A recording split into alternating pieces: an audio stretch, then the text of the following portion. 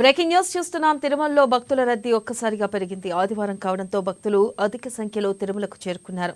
Queue complex లో 4 కంపార్ట్మెంట్లు నిండాయి. శనివారం అర్ధరాత్రి వరకు 72,411 మంది స్వామివారిని దర్శించుకున్నారు. ఇక టైమ్ స్లాట్ టికెట్లు కలిగిన వారికి సకాలంలోనే దర్శనం అవుతుంది. దర్శన టికెట్లు లేని భక్తులకు 12 గంటల సమయం పడుతుంది.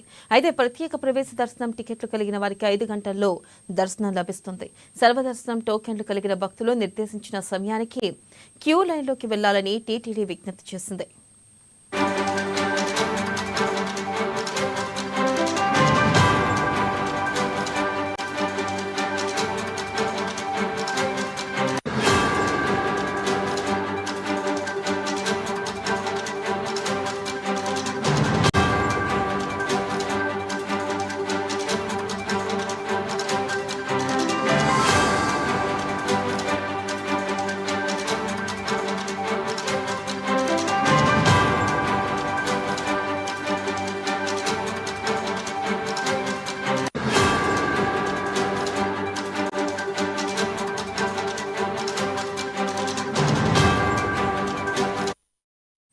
బ్రేకింగ్ న్యూస్ చూస్తున్నాం. తిరుమలలో భక్తుల రద్దీ ఒక్కసారిగా పెరిగింది. ఆదివారం కావడంతో భక్తులు అధిక సంఖ్యలో తిరుమలకు చేరుకున్నారు.